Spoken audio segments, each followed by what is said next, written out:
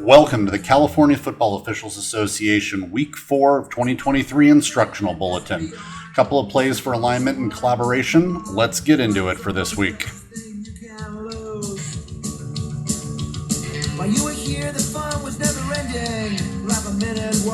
For our first couple of clips this week, we're going to look at an excellent example of illegal participation by Team B.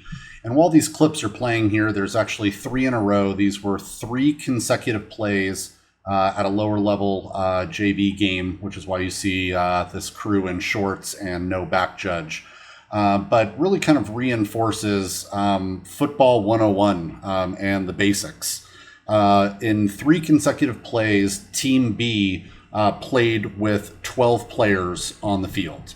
So again, this is an excellent example of illegal participation and something that we want to see called, consistently each week. So if I look at these flank officials here, I kind of see the one on the bottom of the screen counting a little bit, but certainly not signaling, by punching into the defensive backfield that he has counted 11 players, which is something that we need to do consistently every single down. It's so important. There are no excuses. Again, football 101. In this particular case, because Team B played with 12 players at the snap, there was not a player that was attempting to leave the field at any moment. This would be a live ball foul enforced 15 yards from the previous spot. So again, very important. Every single down, please count the number of players. Flanks, back judge, you're ultimately responsible for counting the defense. Referee, umpire, you're responsible for counting the offense. Confirm that that's the case in your individual unit. Some of the flanks might be counting the offense as well, but this is something that we should catch, and certainly not something that should have happened on three consecutive plays.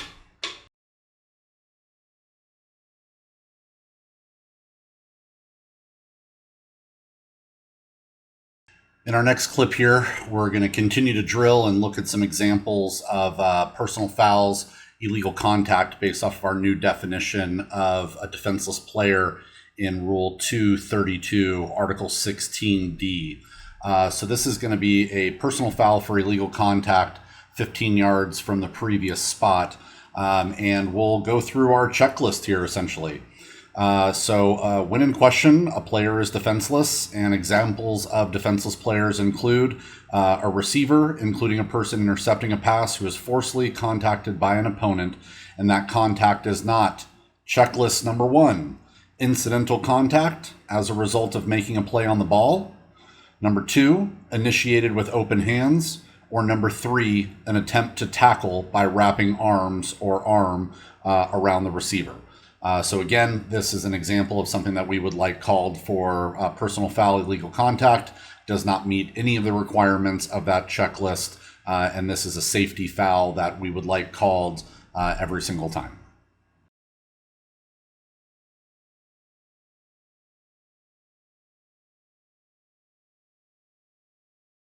One more quick example of illegal contact in the form of an illegal blindside block. We know from Rule 2.3, Article 10, that a blindside block is a block against an opponent other than the runner who does not see the blocker approaching.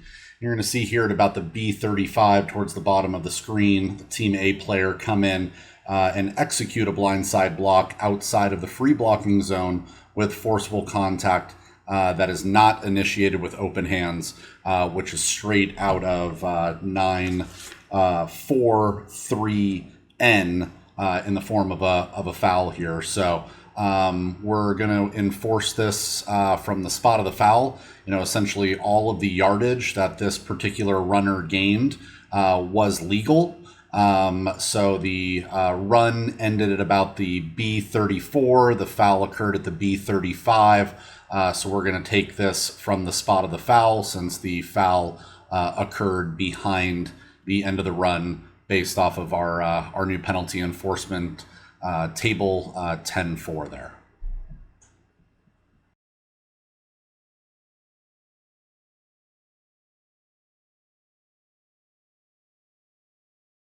And sticking with illegal contact, one last play here, we're going to see a good example of an illegal block below the waist.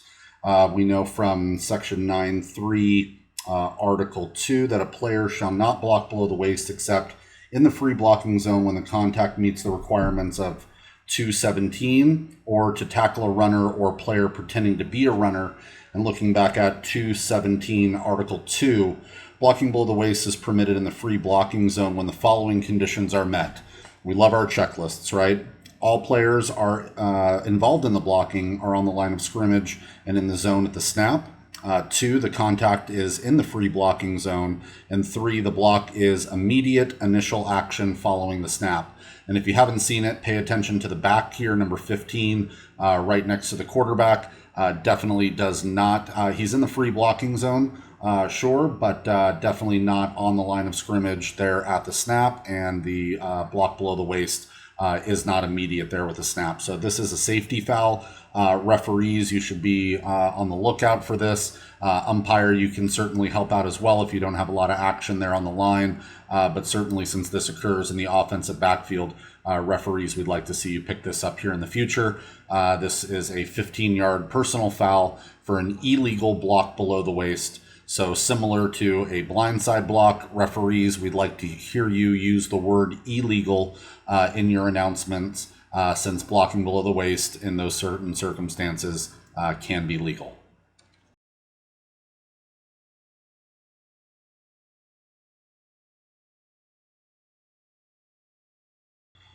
Our next play here, we're going to see a good example of a hold at about the B45. So pay attention to the runner here. I really like that this official is looking in advance of the runner. And right there at about the B46, B45, I think that this is a great foul. It's at the point of attack.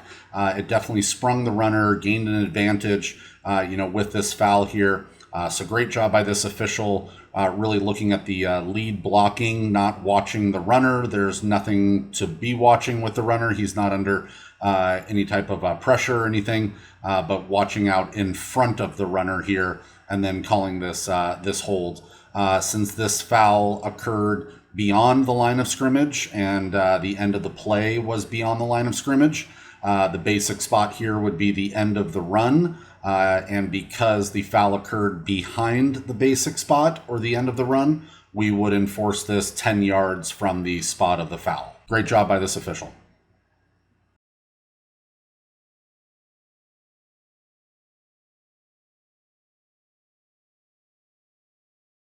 And in our final clips for this week, I wanted to show you an example of when we should keep the clock running. This was a fourth quarter situation. Team A in this case is down by 1 point. They're out of timeouts. You can see in the bottom left of the screen, there's about 1 minute and 30 seconds left, 32 seconds left when this play starts. You see the receiver here catch the ball at about the B43 and then tackled out of bounds, and the covering official at the top of the screen, gives the wine signal here.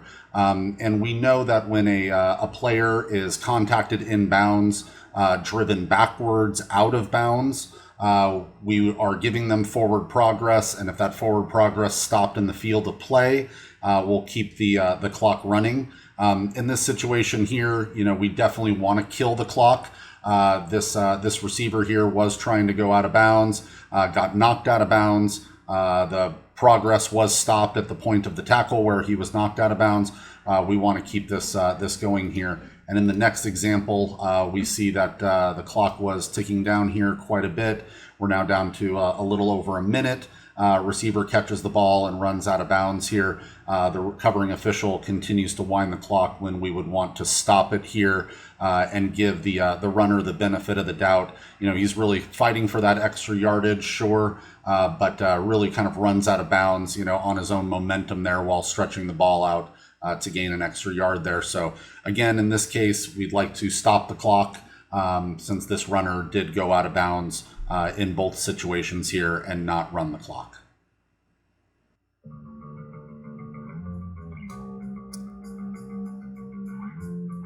And that is going to do it for week 4. Good luck, everybody, this week. Slow whistles, call what you see. Just got a ton of film from our friends in the South Bay unit. I think plus 20 plays. So looking forward to going through that this week. Have a good one.